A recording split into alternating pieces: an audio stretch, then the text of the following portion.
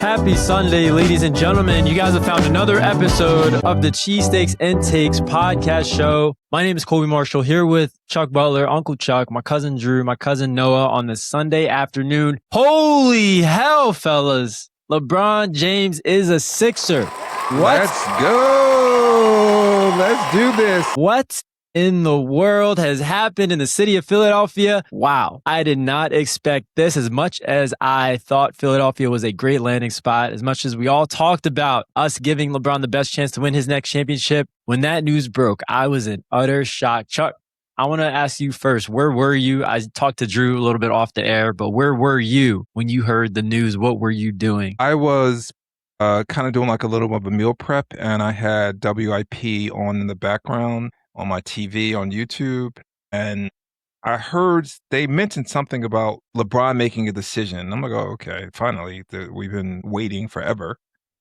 And I really didn't think he was going to say the Sixers. And I think the guy on WIP was kind of shocked too. And he announced it. And the first thing I did, I went upstairs and I looked at Noah. Of course, Noah was playing video games. And I said, I kind of opened his door and stared at him. And he's like, what? I said, you haven't heard? I'm assuming he didn't hear because he wasn't crying or anything on his knees praying to his LeBron jersey or something. I would have paid a little bit of money to see Noah's initial reaction to that news, being how big of a LeBron fan he is. I told him to check ESPN, and I kind of heard him stirring, and it was like, my God. I kept hearing coming out of his room, oh my God, oh my God, my God. So that's how I kind of heard about LeBron.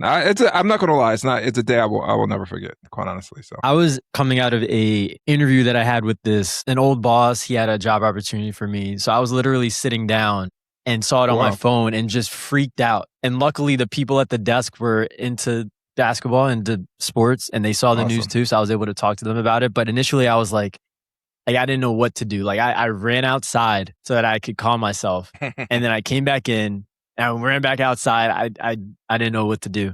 I was in shambles. That's awesome. All right, so I mean, I don't even want to discuss basketball. Yeah, I do have a couple of questions for you guys from a on the court standpoint of what the team will look like. But we got LeBron James on the Philadelphia 76ers. For me, growing up, I will say that all my friends, all my family, they rooted for the Cleveland Cavaliers with LeBron, the Lakers with Kobe. I didn't know any Sixers fans. I didn't know anybody that was going through the trenches of watching those Andre Miller-led teams post Allen Iverson. I wasn't old enough to see prime Allen Iverson in 2001. So those are the Sixers teams that I remember. This was the biggest bolt of joy I've gotten since Drew Holiday burst onto the scene as a 20-year-old kid, and when they almost took Boston to the brink and beat them in the playoffs. This is the biggest bolt of joy I've gotten since then, and this is the most excited or most proud I would say I've been to be a Sixers fan since then. Kobe, that's wild. That's a sad statement that a memory of Drew Holiday compares to this one. I do agree with you though about the joy part. The one good thing about social media is it gives you a temperature of what's happening in the rest of the world, rest of the country, rest of the city of Philadelphia, and it's been pure joy.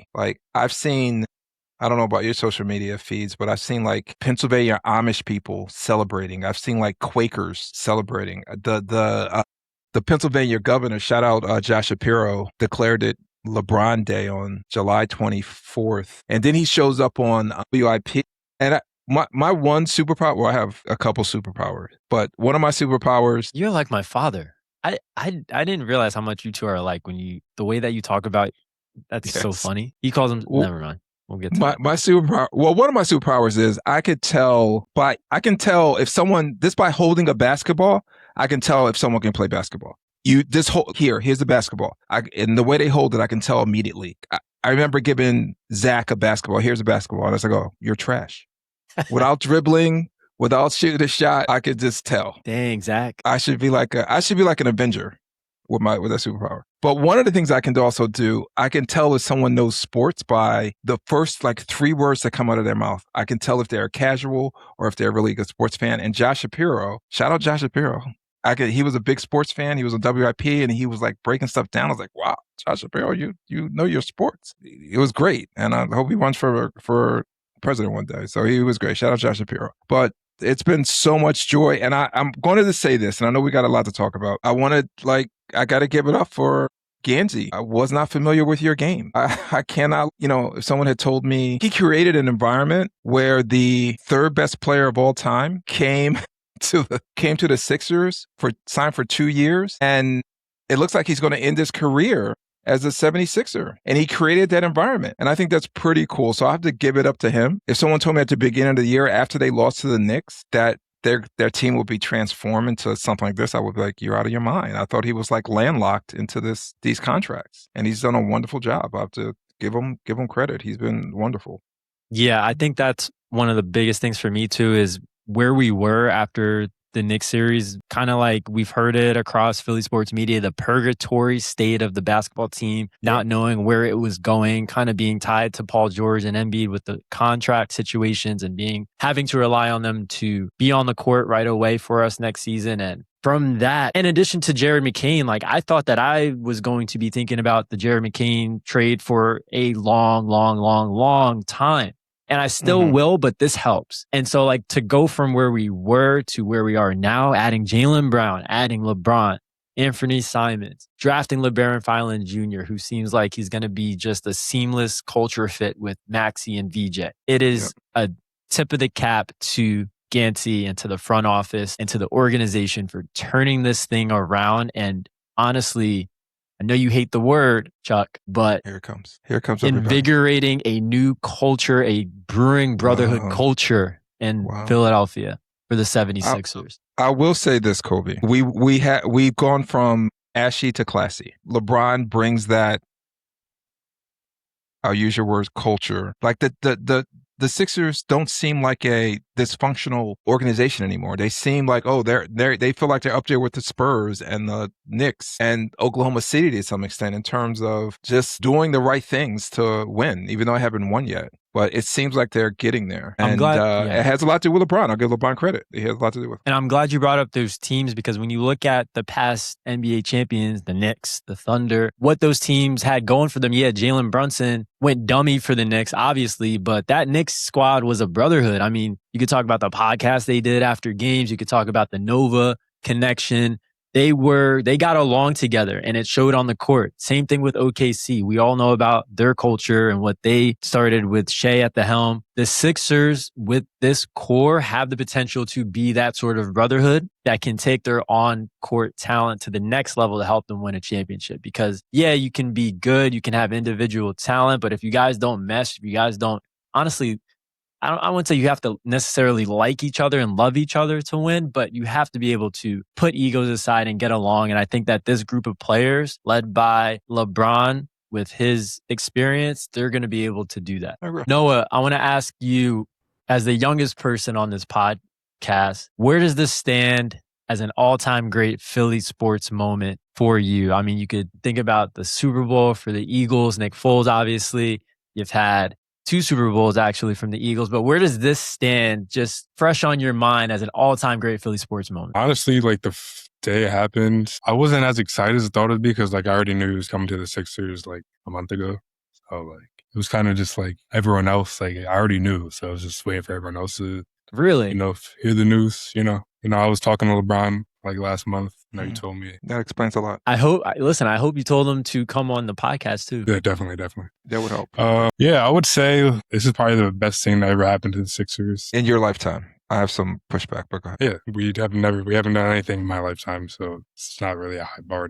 That's what I say. It's fair. It's a fair comment. Yeah. There's some people who like would rather, not have LeBron on our team because of the, maybe his fans or, like the attention he brings. Maybe they would feel like, this wouldn't be the Sixers ring or something like that. They feel like they would be making something else. But I don't think the Sixers like have any, like, they're not in the place to like pick and choose like what kind of rings they want to get. Like, it's been 43 years, correct? I honestly, like, until I knew LeBron was coming, I honestly thought like I would never see the Sixers win a ring ever in my life. And now I have a little hope. So thank you, LeBron. I just want to speak to that. I want to know Drew's reaction too, as the resident LeBron hater on our podcast. But right now, and I wish Troy was on Shout out to Troy. I know for people out there, Troy was so excited about LeBron that he needed a mental health day today. This right now for me ranks, in terms of excitement, it ranks number one in terms of like re-energizing the city and Philly. You can feel it. I went to work the next day after he signed with Philly, and I'm in Connecticut, and people are like, man, Philly's going crazy. It's nothing like Philadelphia when a big sports moment happens. You could feel it all over the country. It's the best sports city in the world. So in terms of excitement, and social media helps as well. Excitement is number one. In terms of impact, we don't know yet. We'll see how it ends. But it's number three for me in terms of impact. Again, it's still a little incomplete. I think Moses, when he you guys don't know, he signed the offer sheet with Sixers. Houston matched it, and then they worked out a trade where Moses could come to Philly. And guess what happened? He won MVP that year. Sixers won the championship. Again, there was no social media back there. If it was, it would have been crazy. He was a dominant player. And then it's right after that, to me, it's Saquon, the signing. Again, it didn't have the fanfare that this did, and Saquon didn't have the gravity that LeBron has, but Saquon went off, and the Eagles won the Super Bowl. So if LeBron brings a championship to Philly, it would probably have to be number one if you added in excitement and the results. But right now, it's standing at number three. For me, a guy who's seen as much as I've seen, I'm going to ask Troy that question and see where it ranks for him next time he's on. But I can't even think of a close fourth. I thought. What about the Phillies? I mean, you've had the dominant runs in the late 2000s. Yeah, but they didn't really acquire someone that when they won their World Series, the team was basically homegrown. There wasn't a lot of this big acquisition. Even when Cliff Lee, he was great for the Phillies, but they didn't win it with him on the team. He wasn't on the squad at that point. So they didn't have a huge acquisition. I'm talking about someone that they signed and it led to really a championship. Right now, Moses is still number one to me. And like I said, it just wasn't social media back then. If it was, Philly would have been on fire. And he delivered. Dominant season. That Sixers team is considered probably top 3, maybe top 5 all-time teams. And it's because of him. Dominant. So, but like I said, LeBron, this result, again, I'm not expecting LeBron to be Moses. Your dad, I'm not going to steal your dad's thunder, but you and your dad, me and Troy talked after the last podcast when it was over. By the way, some of the best content is when we're not, after the podcast, when we're not airing it. And he had said something I thought that really got me on board with signing LeBron. I was okay. I really like that mindset. I think it is okay, like if he comes to the Sixers. I won't steal his thunder because I want him, he might have mentioned you, Kobe, but I'll let him mention it when he comes back. Can I just say something? I know what you're going to say. I don't know what he said. Go ahead. I just don't like how you're saying he can come to the Sixers. Like, why? I'm giving him permission.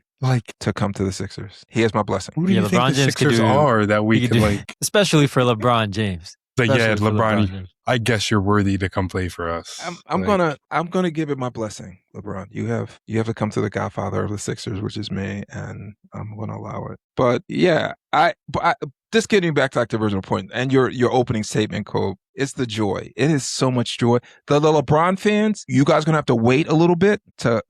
It's right now. This belongs to the Sixers fans. All this joy you're seeing. Once we're done celebrating, we'll let you in. You can burn your Lakers jersey or your Cavs jersey that you were wearing, and you can come over to the Sixers. But not right now. We're going to wait a little bit before we let you in. That's all. That's me. I'm as the godfather of the Sixers. And listen, if we're being 100% honest, come playoff time when we have the potential to see those Knicks in Xfinity Mobile Arena and those fans, we're going to need all those LeBron's fans. I do want to talk about that, though. After we get Drew's reaction, I do want to know where you guys think the Sixers rank now in like Eastern Conference and also in the NBA. So if you got just think about that for a second. But I do want to know Drew's reaction. Like, where were you? Were you thinking, oh my God, this guy? As another guy, the person that didn't want LeBron initially. I'm the only one who on the podcast who's been vocal about LeBron. You and your father. You and your father. Yeah, but Dad is more, I guess, accepting LeBron than I am. I liked him in Miami. Troy had a lot to do with that. And like I said, next time he's on, I want him to explain what he was thinking. He said this is, he told me like this, I think this is a reason, he basically gave me like a scenario why LeBron would be good for the Sixers. And I was like, I never thought of that. So yeah, I'm interested to hear that. Yeah. Then, go ahead, Drew. I was at work. I was on Instagram. Actually saw the post you put on, Colby, I think in the chat. And I think that's when I found out. Yeah. I looked it up, his signing 2-year contract, $8 million. I'm like, that makes sense. And my thinking was about the 2 years is like, let's say, God forbid, it didn't work out. It gives him the ability to go somewhere else for 2 years. There's a reason. What why does he that did look 2 like years. for you, Drew? What is that? It looks like an work out? escape. It looks like an escape. No, There's a what you reason- said, if it doesn't work out, like what does that look like on the court, I guess, to you? Or If like that does, I see. If all right, so let me start with the good part about LeBron James coming through. I think the Sixers organization hasn't had a signing in a very long time where we feel like not even just a playoff contending team, but a championship contending team. I don't think we've actually had that type of lens in a long time, if I'm being honest. tell us something we don't know. But go ahead. Fine. I think that LeBron James is going to provide the gap with Joel Embiid being unable to play for, most of the season. LeBron James doesn't have to pay for the whole season either. And I think that could work to some advantages when we only need each of them for only, a few minutes throughout the game. We don't need them for the whole season to play. We can save them and preserve them. We can have VJ. We can have Tyrese Maxey come through on the field and compensate, have the younger guys and give LeBron James the opening, give Joel Embiid the time. On the court. Right. But yes, great point. That'd be my only, that'd be the best use of their ability. LeBron James is, how old is LeBron James, Noah, as the biggest LeBron James Blazer? 41, I think. Something like that. Right. He's 41. So yeah, That's a great point, really Drew. it. Yeah, we don't need LeBron to play every game. And That's not a bad thing. I agree with Drew. I don't agree with that. So what's your counter argument to that, Noah? How are we going to win a championship with a team that doesn't play together? No, I'm saying is that it's not that I don't want him to play every game. I don't think we need to. If he plays 60 games, you don't think they would still be? I think what Drew is saying, they're in a better position to be without Embiid with LeBron than they were with the roster that they had before. Also, I think they're in a better position to be without Embiid for stretches, and also if LeBron needs like a little break, like just for stretches, not in playoffs. I think Embiid may miss some playoff games, but not in the playoffs. But like during a regular season, 82 games is a long season. So if he gives us 60 games, but Noah does have a point, because what championship team have we seen that doesn't have guys that build camaraderie throughout the season and that played together? Like, well, Wemby played a little. I know he qualified for some of the awards, but the only reason he qualified is because they gave him credit for the in-season tournament games. He was short initially, but then they gave him credit for those games. So he played around 60 games. Right. And that team was able to get to the finals. But they didn't win. They did not win the championship. They didn't win, but they were in position to win.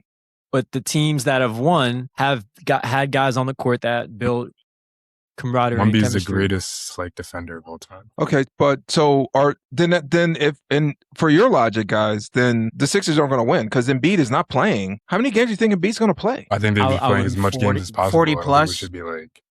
No. Answer my question. Like, what do you think? Is he playing 50 games? Well, listen, we haven't had a full offseason for Joel Embiid to primarily focus on strength development and getting healthy. Like, he was rehabbing last offseason. I would make it a win if he played at least 50 games.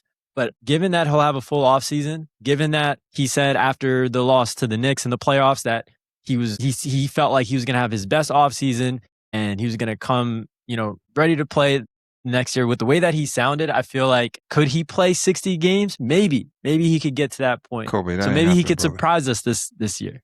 Maybe he could surprise us. Happen. 60 games? Okay. Maybe. I'm thinking 50. I'll be thrilled. 50 would be 60 games? That's a stretch. Okay. We'll see. All I'm saying is, I don't think Embiid's going to play 60 plus games. So LeBron and Embiid can't both just not play because we're resting them or preserving them. Both of them definitely not. Maybe Embiid, one of them Embiid, since he's just. And I'm fine with that. Kobe and Drew. I mean, Noah, you don't think if LeBron gives us 60 to 65 games and Embiid gives us 50 games, you don't think that's a formula for a good 65 games is a lot of games in today's NBA. Yeah, that's a lot of games. Like Noah said, they have to be on the court together. We have to maximize the time that they're on the court together for this team to reach their full potential. So if they're out there and LeBron's not there, Embiid's not there, it's going to affect them come playoff time. But luckily, with how smart LeBron James is and Joel Embiid, we have to give him credit for his basketball IQ. They can figure it out if they're limited throughout the season. Like, I trust those guys to figure it out. We saw the Sixers this past season in the playoffs plug in Paul George, and they knocked out the Celtics, and he played his butt off. And so I trust these guys with their championship pedigree. Like, we now have championship pedigree. I trust them to figure it out, and it's going to come down to everybody else playing their role and doing what they need to do for the basketball team. And I trust Jaylen Brown, LeBron, with their championship pedigree to figure it out when everybody gets on the court. So, Cope, I totally understand that. But I think to expect a guy who's 41, 42 years old, and Embiid who has a history of injuries. Again, this is just me, and I don't know what's going to happen. Like, giving me 50 games from Embiid, 60 games from LeBron, and then relying on Maxey, Jaylen Brown, VJ to give us 70, 75 games when they're not playing, I think I'll be thrilled with that. Yeah, I would too. I think we can go into the playoffs, ready to roll if that happens. Again, hopefully Embiid's not hurt or has like a appendectomy or something going into the playoffs. But I'll be thrilled if I got those numbers out of those guys. So we'll see what happens. But I mean, can we transition into, like, where do you guys see the Sixers? Are they better than the Knicks? Are they better than Cleveland? Are they better than Oklahoma City? Are they better than the Spurs? Can they beat those teams? They're not better than the Knicks. Nobody in the East is better than the Knicks right now. The Knicks just won the championship, and they're bringing back the same core that they had. So I wouldn't put anybody up above the Knicks. I think Philly is, you could say that they're a close second. They're arguably second. But I think, generally speaking, with all teams that have new rosters, it takes them time to gel and mesh. So I think it'll take them time to reach their full potential. But I do think with LeBron's IQ and the championship pedigree that they have, it's going to fast track that a little bit. So we might not have to wait as long for them to reach that, their full potential. But I think it will take time. I would not put them above OKC. I would not put them above San Antonio. So those three teams, I can't, not until they actually play some basketball. So all of this joy and love and craziness happening in Philly, they're the fifth best team in basketball. Fourth. I would say those. Well, fourth. Okay. Going into the season. I mean. That's fair. How about you, Noah? Only team in the East that I would put them is the Knicks because they just won. I think that's what Kobe said. Yeah. And I'm talking about regular season. I feel like in the playoffs, we could match up with any of these teams. I don't think we're going to have like a crazy 60-win season or anything. I just want the team to have some rapport together and be healthy going into the playoffs. And I think if we get there healthy, we can compete with anyone. I agree with that. So, and one thing I'm looking forward to. Go ahead, Noah. Go ahead. It's just like, I'm ready to see if LeBron can make a Dembona not the dumbest player in the NBA. If we just have slightly I'm so glad better than that. I'm so glad you brought that up. I think he could be a solid backup. LeBron will be the best lob thrower on the team. It's possible. I think we'll see the best of Dembona. It's not even about the lobs. I'm just. That's one being aspect in the right spot on the court and not. I'm sorry. I spoke. But yeah, I'm excited to see LeBron Dembona lobs. I'm excited for that. I think that LeBron can make Bona better. I mean, he's going to make everybody better, but especially a guy like a Dembona who struggled his first 2 years, like you brought up, Noah. He's going into year 3. This is a make it or break it year for a Dembona. If we don't see progression, and I don't want to kill him too much, I'm a Dembona fan. I think in a lot of ways he did improve. I could name a few ways he improved from year 1 to year 2, but we need to see more from him, especially at this position that we hold in high regard. So I'm excited. I'm glad you brought that up. No, I'm very excited to see him play with LeBron. I think that we will see the best of Dembona in year 3. I'm calling it. He's going to have his best season, and he'll beat out. He'll be the solidified backup big behind Embiid. Did you guys see Dwight Howard saying he wants to come back to the Sixers? Did he? That's awesome. No, I did not see that. Guys, I want everyone to close their eyes right now.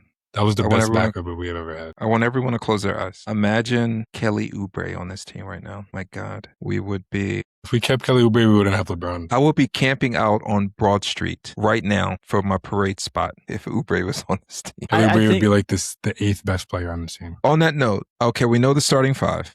Is Phylon getting any run? Give me the depth chart. Again, I know it depends on who needs a rest or not, but on the bench, we got Dean Wade making $10 million a year, but what do you guys see? Who's 6 through 10? Who's the next 5 players that coming up to this? And it sounds like they're going to sign KCP as well. Yeah, I did hear that about KCP. Yeah. So what do you I mean, guys? Let's say he's on the squad. Who's 5 through 10, and where does Bronny fit in to this squad? Because he's coming. He's coming. They're gonna trade Embiid for Bronny. Don't say that. No, but seriously, who's 6 through 10 on the team? Phylon. You think he's like he might be the first? Yeah, you're probably right. Everybody's been calling him Simmons. I'm so glad you called him Simons. Like if you turn on Philly Sports Radio, they callers come on. They're talking about Simmons. No, everyone Simons. on Philly Sports Radio is a moron, so I'm not surprised. Answer my question. By the way, that's been a lot of fun to listen to as well. Philly Sports Radio. It has been. But yeah, Phylon's got a ball. I mean, before we sign LeBron, Phylon's the best passer on the team. I agree, but where is he? Okay, so we have Dean Wade making $10 million. We have KCP. We have Simmons. Like nails on a chalkboard. We have Bona. We have Bona. Edwards is the first wing off the bench, probably, right? Barlow's going to be so good with LeBron. Barlow? Is KCP or Dean Wade not a wing? Yeah, Dean Wade. So you're right, Noah. KCP's a wing. But Edwards, would you say Edwards a bit ahead of like Phylon? Like in terms of just getting on the court? Not position wise, but get on the court. KCP is better than Justin Edwards. Listen, all these guys that you just named, they're going to have to earn minutes. Like, we're going into training camp. It's going to be Phylon against Justin, Simons against Phylon. I don't think it's going to be that hard to earn minutes for the Sixers bench. Like, it's always trash. So. Well, not this year. It's going to be a battle. It's going to be a battle, whatever way you slice it, to be that sixth man. Like, there's going to be a competition, which is good. It's going to make them better. So, I mean. But I guess what I'm saying, to me, maybe not to Noah, but to me, it's a deep bench. I don't see Phylon getting a lot of burn right away. He might be. I agree with you, Noah, that he's the best passer besides LeBron on the team. And he probably the best ball handler too. Baby was but he's slight. Who's he going to defend? And he's a rookie. He might not get a what? He's not that small. Fine. He's the defensive player of the year.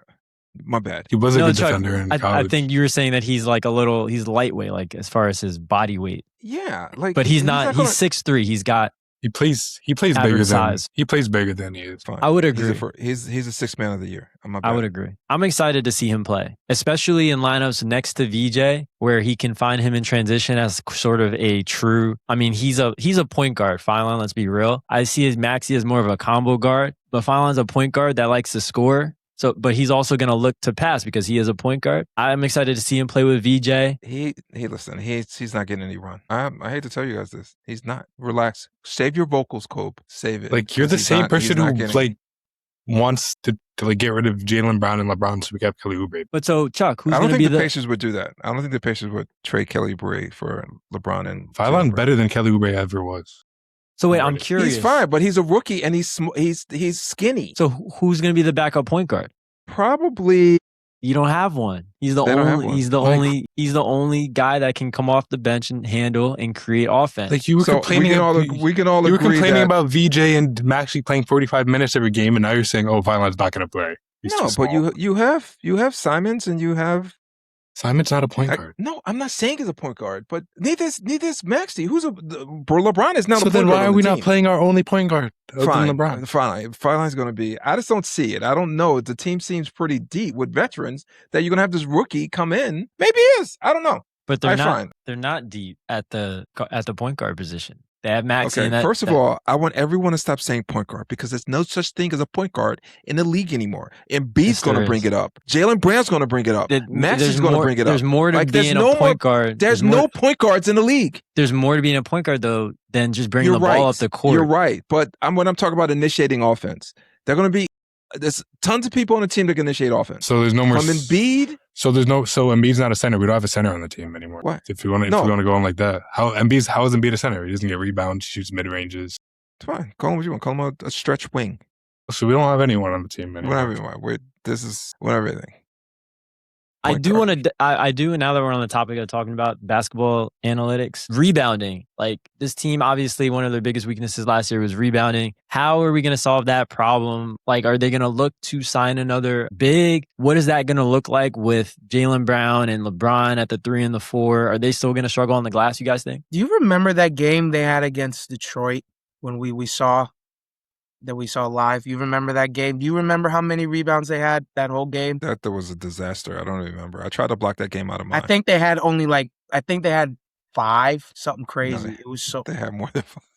Did they have They probably 5? more. I see your point. I see your think point. they only had like 5. It was wild. That wasn't. It was atrocious. It was atrocious. I agree. Defense was atrocious. To Kobe's question, though, I think our offense is going to compensate for the defense. Hopefully that'll be the case. That's what I think what's going to happen. If we properly use Joel and LeBron, they don't need to play the whole thing. They just, again, Joel can give us 40, 50 games. LeBron gives us 50 to 60 and just fill in the gap. That's fine. Offense, I think it'll work.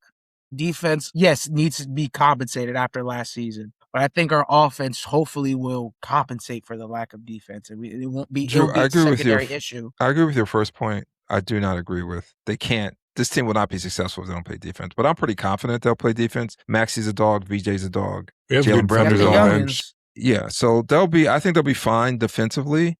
To Kobe's point about rebounding, I don't know, Cole. LeBron not only is the best passer, he might be the best rebounder on the team as well, which is a damn shame. But one thing I learned this week is I think the Sixers have some flexibility as we get to the trade deadline if they need to kind of pick someone up for some reason. Not that they can get like a elite rebounder at the trade deadline, but they might be able to make some moves. And I think I don't know where not Bona. Who's the other guy? Hack Purdy from the Knicks. No, on the Sixers. Yeah, the other big guy. I thought you were talking. No, not Ariel Porty, not him. Why am I drawing a blank? Who was the starting?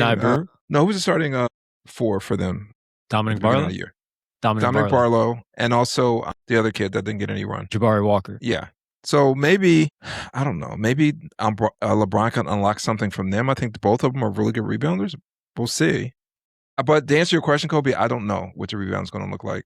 I think LeBron's probably the best rebounder on the team. And maybe he can unlock something in Joel. Like, Joel has, less of a load. If he can play, just say, Joel, just defend and rebound for us. Hey, that's all we really, that's all we need from you, but you don't need to carry as much of the offensive load. Maybe you could rebound a little bit better. I don't know. I don't, it's a great question, Kobe. I just don't know how to answer it right now.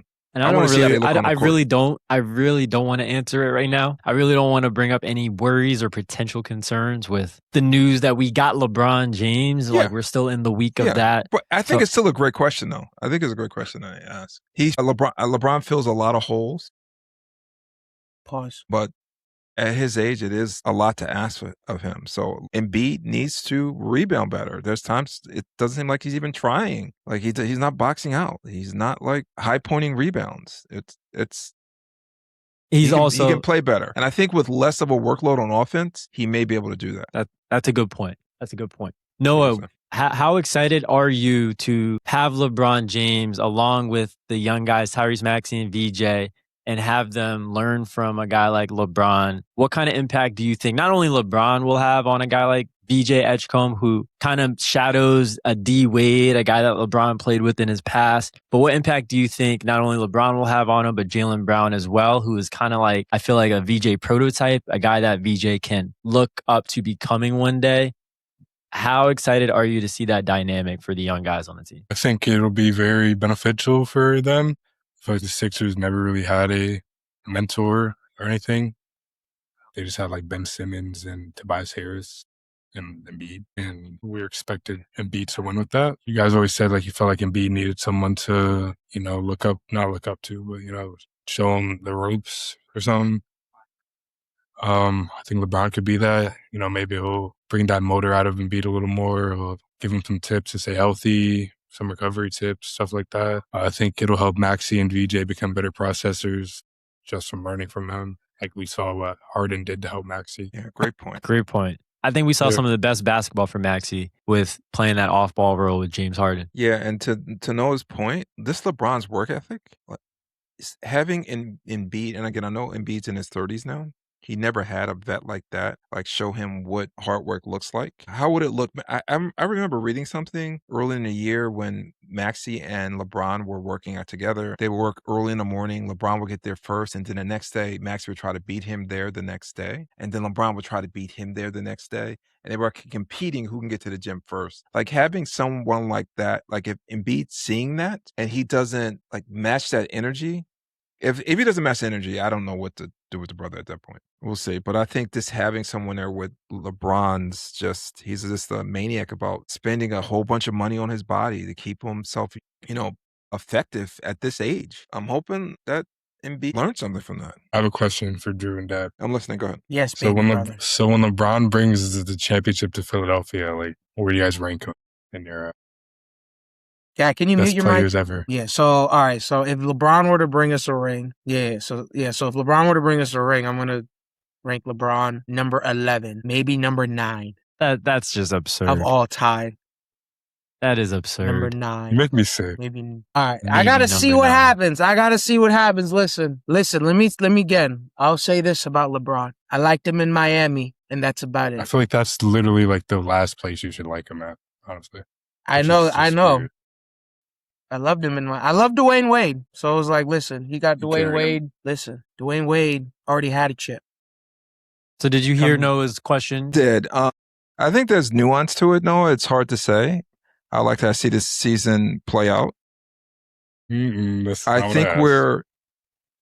we're underestimating the impact that Jaylen Brown's going to have on the team as well. So if LeBron, again, it's nuance. So if Jaylen Brown, if LeBron plays 50 games but he's super effective, averaging like 18, 5 and 5, he's doing his thing. But Jaylen Brown is first team, second team, all NBA, and he's like leading the team. And Maxey is free to be Maxey, and VJ takes a step, and like Jaylen Brown's leading the way. I don't know I don't know if it's going to move the needle for me with LeBron. But here's the thing with LeBron, and this is the way I'm going to answer the question. If he brings the championship to the Sixers, It obviously won't matter because you'll just have Jaylen Brown above him because he played better. No, stop it. I would have to say. I'm not holding anything against him or giving him credit right now on anything he does. Like I'm not going to.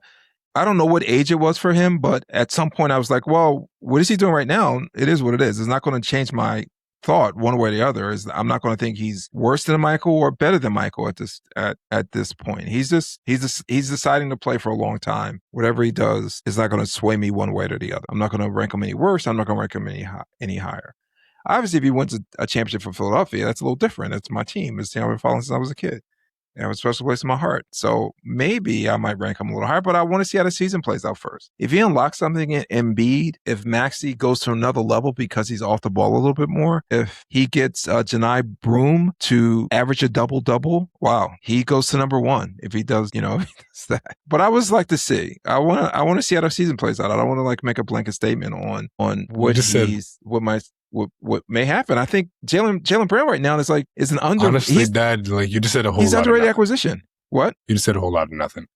I don't know. I can't answer it. The season hasn't played out. You're asking me. I said if he brings a championship to Philadelphia, it's not like, oh, I got to see how the season plays out. You see how the season plays out. He brings his championship to it. Meaning that he has a big role in helping us win. Yeah, if he brings a championship, if it's because of him, yeah, then I'll rank him maybe like number 3 now. Solidify number 3 over Larry Bird. I'll rank him. He'll go ahead of Kareem. I'll have him tied with Michael. How's that? That's crazy. That's crazy. I think we're forgetting Joel Embiid's still the best player on the team. Like we go how far we go. You're talking about Jaylen Brown leading the way. I believe in Embiid. I'm wearing his jersey. Jaylen Brown didn't even lead the way on the Celtics till his Finals MVP. That means nothing. I think that was a very close Finals MVP, but if you look at the rest of the playoffs, he won it. If LeBron wants to go see, I feel like if you polled everyone that watched that thing, it would be 50-50 between him and Tatum. I think Tatum was more. I think that's crazy to say. I think Tatum was the facilitator of the offense. I think Brown played better on defense. He locked up Luka than that Finals, and he was a little more efficient, so they gave it to him. It was he was more efficient. Grass for straws at that point. All right, well, listen, he got to. I don't know what to tell you. I think he could be. I love that energy, Noah. I love that. Would you guys agree? There's a chance that Jaylen Brown may have a bigger impact on the Sixers team than LeBron. There's a chance. I just don't like the. He should. He should. It's like everyone's like the I think Jaylen Brown has a chance to have a bigger impact than LeBron on the Sixers. LeBron's having a huge impact. All I'm saying is like I hate when everyone acts like Joel Embiid's like in the way of everything. Oh my God, you guys got to get rid of him. But like when it comes down to the nitty gritty, like everyone's like, oh my God, everyone's like, my God, like give the ball to Embiid. Like he needs to like if we're in the clutch, like that's who we're going to. I never said that. I will say he gets all the blame. He gets all the blame when we lose. He doesn't get any of the credit when we win. I never said that about Embiid. I'm not talking about you. What I will say though is I think Embiid needs to, not only him, but I think he needs to sacrifice some things for this team to be effective. He can't be like, ISO to Embiid. He won't have to be that ball dominant superstar that he's had to be for us before. You think he wants to like be that? I don't think he wants to be that. No. I think he does. You think a guy who gets like... Does. I think Joel Embiid wants to win. I think he wants to win. I agree. If you ask, this is a guy who gets injured like every game. It feels like why would he want to be like the ball in his hands, like doing everything for the team? I feel like that's what he's just had to do because we just have Daryl Moron and Elton Brand, governing his organization as well. Well, Embiid was like that before even they got there. But I see your point, Noah. The bottom line, his usage rate is, and that has nothing to do with Morey. You talk to Nick Nurse. His usage rate when Embiid plays is the highest on the team. Even though he had Maxey on the team, his usage rate was higher. So they would. What's that? He's the best player on the team, so he has the most gravity on the team. So no, but wouldn't you think that maybe Maxey would still have a higher usage than Embiid? I mean, Maxey had one of the higher usage rates in the league last year too. It wasn't higher than Embiid. When Embiid played, he had the highest usage rate on the Sixers. He's the best player on the Sixers, so why would he not have? All right, fine. Well, why would he want that to change? Now, listen, you're right. You may be right. I know he wants to win. However, the one thing I've noticed about athletes, superior athletes, they have this unwavering confidence in themselves. And I think that separates them from us. Noah, I think you're an amazing athlete. I think you're a really good athlete. But what kept you from like going to the next level is like you didn't have this irrational confidence. And I think great players have that. And I think Embiid has that. So does he want to be the best play? The offense goes with him? Probably yes. Do you think LeBron has that? And LeBron's a guy who I think one of the greatest talent to ever, the greatest at basketball, but he, in the clutch moments, he gives the ball to his teammates if they have a good shot. Absolutely. But I think one of the reasons he left LA was because he didn't want to stand in a corner while Luka ran the offense. So he, in its own way, yes, he does. He is a little selfish, but I think to be great, you have to be selfish. I'm not saying that's a negative thing. I'm saying great players are selfish. They want the ball at crunch time. They want to like have like the glory, and it's nothing wrong with that. And I hope Embiid is that. Like I want him to be hungry, but I do want him to realize that he needs to sacrifice some things for this team to be great. But I still want him to be that uber confident player, because I think that what makes great players great is being this irrationally confident. All I'm saying is like I think Embiid, like this guy's peaked like as high as anyone could peak in the regular season. He's accomplished everything. Like I think he wants to win. I think that's what he's most worried about. I don't think he cares about like him having the ball all game or anything. Like, I don't understand how that makes any sense. I don't know him like that, so you're probably right. I have watched his entire career, and one of the things I don't think he would be thrilled with if he goes a stretch of games where the offense is not, and it's going to be a balance between Nurse and probably LeBron. If he goes a stretch of games where he's not a big part of the offense, I think he may have an issue with that. So we'll see. Listen, it's a good problem. Go ahead. No. I would rather have like the problem of too many good players on my team than having like Furkan Korkmaz being like my first guy off the bench. You're trying. I agree with you. It's like you want to pick an argument with me. I'm agreeing with you. I was about to say the same thing as Noah. Not trying to get into an argument, but yeah, like it's a good problem to have, having more great players than not. But that wasn't his question. His question was more about like Embiid. I think Embiid, all of a sudden, we have all these good players. Let me turn my ego down a little bit. I think what makes great players great is they do have egos. That's all I'm saying. And they're going to need, the players and the coach are going to need to find a way to make it work. And I think they can do that. I think Embiid, I'm sick of like getting bounced in the second round. So I'm going to do what I have to do. But I think he's still going to have an ego. That's what got him to besides being like 7'2" and really talented, you have to have like this confidence. There have been a lot of 7-foot players who didn't make it because they didn't have the confidence to want to be great. And I think Embiid does have that. I think LeBron obviously has it. Jaylen Brown, guys, why did he call last season like his best season? His most favorite season is because he was able to be the man. Like, great players want that. But again, they're going to have to work it out, and the coach is going to work it out. But I'm confident that they will do it. Yeah, I mean, like, just to transition out of this, one of the cool things about Embiid is that he can go stretches without having the ball, without being that guy. But then when you do give him the ball, he doesn't lose confidence. He doesn't lose that killer instinct. He's able to turn it on and Hold on, be that for who are you talking about? Embiid. I suppose, but he's still Kobe. I'm not saying you're wrong. I just don't know. What I do know is and the stats prove this. When he plays, he has the highest usage rate. So he doesn't go a stretch of not being the boss of the offense. He doesn't go a lot of time like that. That's he a good will point. have to do that now. But for his whole Sixers career, he's out there. He's in charge. They're running the offense through him. That's a good point. So you might be right, but I have never seen that happen. I guess I was more referring to when he's missing games and he comes back and he's able to not really miss a beat and have that touch with his shooting. Okay, Maybe take some time to come back because of his endurance, but still have that sharpness to him and that confidence to take shots. But yeah, that's a good point. We haven't seen him not be the focal point when he's on the court, and we'll probably we've never seen that. Probably see that. But again, it is a great problem to have after LeBron has decided to come to Philly, after we have signed Jaylen Brown and have the roster that we have going into the next season. Speaking of next season, shouldn't say next season, but won't see another World Cup for another 4 years. Chuck, I know you had a World Cup question that you wanted to bring to the forum. There's a couple of things. And I know Drew wants to present something real quick too. I do have that queued up after this. Okay. So, Kobe, tell me about two things. Tell me about the America's Cup. Am I saying that correctly? Copa America? Is that a thing? Yeah.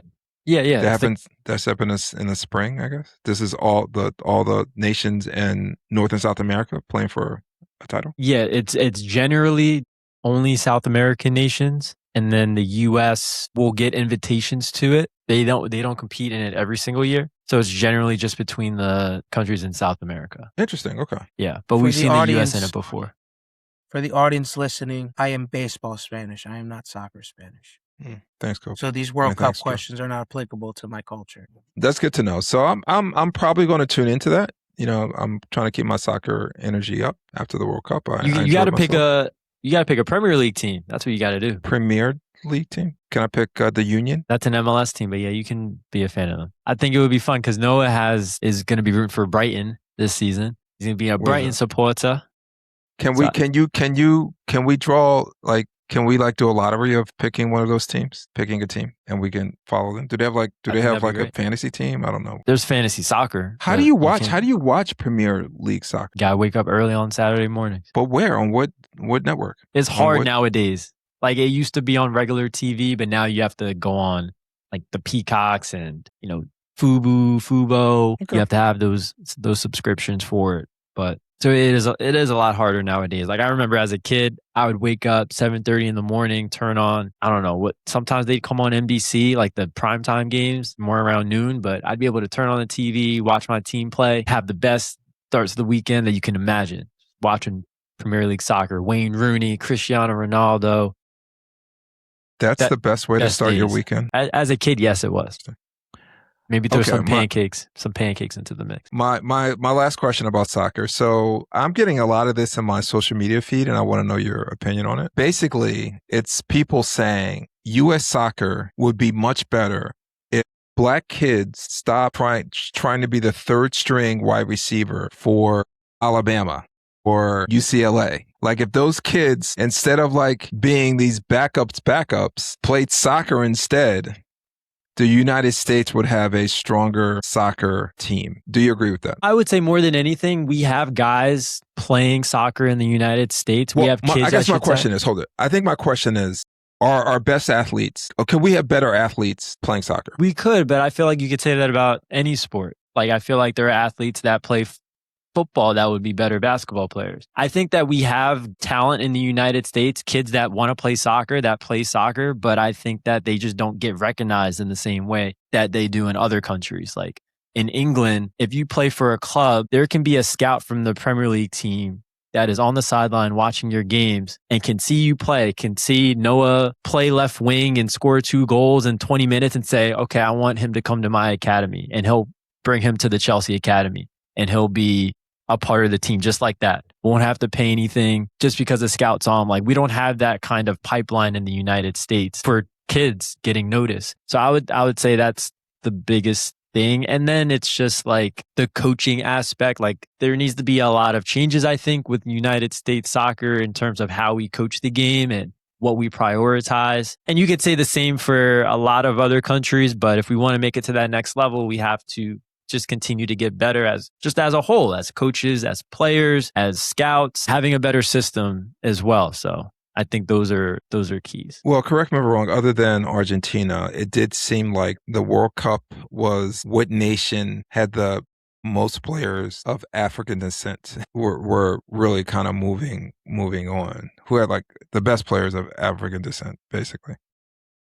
Yeah, France had a lot of players of African descent. England. Even Spain had a couple. They had a Williams Jr. on their team, which I thought was interesting. Yeah, Nico. He was a big player off the bench for them. So I just found it interesting. That was in my feed. A lot of people saying, well, listen, if some of these black players in the United States, instead of they were fighting for third string spot on these football teams, these college football teams, and play soccer instead. I mean, listen. We would be better nation at soccer. No, that's not true. You could put Nico Williams on the United States and they'd still be the same team. Like, he's not going to make them become Spain because he's on the team. Lamine Yamal isn't going to make the United States become Spain if he's on the team. He's going to make them better, but they're still going to be the United States. They're still going to have the same philosophy, the same mindset. So the system needs to change. It's not about not having the players play the sport, because we have the players in the country that play the sport that are good enough. We just have to get them noticed, and we have to continue to develop a good system that makes it possible for it to work. Okay. Drew, you ready? Okay. So we want to introduce this, or do you want me to do this? Yeah. So since we're doing a reaction theme this segment, we're going to get a reaction for the Avengers trailer of Avengers Doomsday. I actually don't want to I actually don't want this spoiled. It's a trailer. I know, but I didn't want to. Okay. It's a trailer. I was trying to avoid it. It's a trailer. So hold up. Before I play this, would my superpower get me on the Avengers? They don't need to know who's good at basketball. Like if I handed Thanos a basketball and I'm like, dude, you're trash. That's not a superpower? It would be a superpower to get you killed by Thanos. I don't think Thanos he cares. We could use Thanos on the Sixers. I think he'd be all right. All right, let's do this. Play the clip. Can you guys see that? Yes. And we do not own the rights to any of this stuff. Make it bigger. Doom is coming. Love the cliffhangers of someone else grabbing Thor's hammer in a trailer. Hold on. Did I play it again? That's one of my favorite things of the Avenger movies. Who was that grabbed the hammer? That was Steve Rogers. Was it? Okay. I couldn't tell. All right, relax. So, who are your guys' favorite Avengers? First of all, I think I could fit in there with my superpower of handing someone a basketball and telling them they're trash. I think you'd be best in their mail. Anyway, my favorite Avenger is obviously Spider-Man. I mean, that's the right answer. You can say who you want, but it's obviously Spider-Man. Mine's Iron Man. Come on, stop it. Word. No one wants to be Iron Man. What? He's the coolest Avenger. He's very cool. Smart. But Spider-Man is the correct answer. The suit. Yeah, outside Spider-Man though, I love Spider-Man. He's like my favorite of all time. But that's crazy. He is an. Yeah, he was like interning with the Avengers. Interning. Tony is the one who officiated him as an Avenger. He literally went. When I think of an Avenger, I think of like the original movie. And that's fine. I guess out of the original, it's Steve Rogers. Captain America. Yeah. I hate Iron Man. Yeah, Iron Man is Tony's anyone okay. who thinks Iron Man's the best Avenger, that's you're a loser. Honestly, sorry. The character's cool. The movies aren't that great. Tony. No, I think the movies are good. I just don't like Iron Man. Iron Man 3 was trash. Iron Man 3 was trash. He gained my respect. He sacrificed himself a couple of times, but I just feel like a lot of this stuff is because of Tony. Because of who? Because of Tony. Because of Iron Man. I just think he's just like a rich guy in a suit, and not in like a cool Batman way. Like he's in but he made the suit out of nothing when his life was on the line. And that's cool. That's dope. That was dope. That's cool. That's a good point. I might might watch. At least Batman has like a. Batman's outside. He just beats people up. Batman's outside. Yeah. Like Batman. Like Iron Man. He just shoots blasters at people. Yeah. Like like Tony gets a lot of help, but again, it's like I get why people like him, but it's like there are better Avengers. I think Steve Rogers is a better Avengers. Rest in peace to Chadwick Boseman, the Black Panther, great Avenger. That's an Just on Avenger. Batman real Honorary. quick. That's an honorary Avenger, man. He's an Avenger. Just on Batman real quick. I think I like Batman's my favorite superhero. Forget this Avenger. Like he's my favorite superhero. It's just to me, it's an act to be Bruce Wayne, and his real personality is Batman, compared to Iron Man, where Tony, I don't know, it just seems. Well, everyone knows Tony's Iron Man. Everyone knows who he is. Yeah, he knows, but I don't know. I like the fact that Bruce Wayne, he's almost an act. It's not like really who he is. But can we focus on And the trailer? Who he really is Batman. Doom is coming. Doom is coming. All right, relax. And he stopped the hammer with just this. That's all he did. So, does anyone know who Dr. Doom is? Like the real Dr. Doom? What do you mean a real one? Like not like the past incarnations from previous movies. The first one was okay, but the other one was no. I don't know what you're talking. I don't know what you're talking about. Doom, Dr. Doom. Fantastic. He was in the Fantastic Four, right? Yes, Dr. Doom. Dr. Doom was the dude who blocked Thor's hammer. Can I say something? Yes, boy. Like, I just can't take Thor seriously after, like, the last movie I watched with him. Like, I remember Dad was very vocal about how... I don't know what they're doing with his character. It's like one movie he's, like, serious, and then the next movie he's, like, joking around, and then another movie he's, like, sad. Yeah, he was in, like, a pit of overeating. It's like I just can't take him serious anymore. That's fair. And his movies are bad. Is this considered a Thor movie, or it's an Avengers movie? It's Avengers. So it's an Avengers movie. It's not just because there was a lot of Thor in that trailer. Yeah, he's the only OG left. Yeah. Remember, Tony's dead. Steve is supposed to be gone too. You know, Black Widow's dead. I don't know. I think Hawkeye's MIA. I don't remember. When does the movie come out? December 18th, I think. Did anyone not see the trailer? You did. I guess I'm the only one. You're muted, Dad. No, I think I saw the trailer. Yeah, like I'm more excited. I'm more excited for the Spider-Man movie that's coming out next week. Well, on that note, is Spider-Man or the Hulk in Doomsday? I think we have to see the Spider-Man movie to find out. That's my theory, at least. But and like, how'd they ruin the Hulk and Thor? Hulk, they don't have the rights to. I know, so that's why they can't do nothing. But yes, Hulk is very poorly used. Well, I'm excited, I guess. Drew, you're very excited. I am excited. How many months until December? Got some time. That'll be like in the middle of football season. 4 months, really, because July's about to be over. That'll be something for us to break up, talking about the Eagles amid and the Sixers. And the Sixers. Tis. And the Sixers. So excited for that. Well, fellas, guess we'll wrap it up. If you guys don't have any more spicy hot takes on this LeBron James Instant Reaction podcast, I want to thank you guys for tuning in. Make sure you guys stay tuned for more content. Follow us on social media at Cheesesteaks and Takes on Instagram. Man, LeBron James is a Sixer. Still cannot believe it. Cannot wait for the basketball season. Can't wait for the bird season. That's starting soon as well. Going to get our fantasy football league back up and running in only a matter of weeks. But for now, guys, want to sign off. Have a great rest of your weekend, and we'll talk to you next time.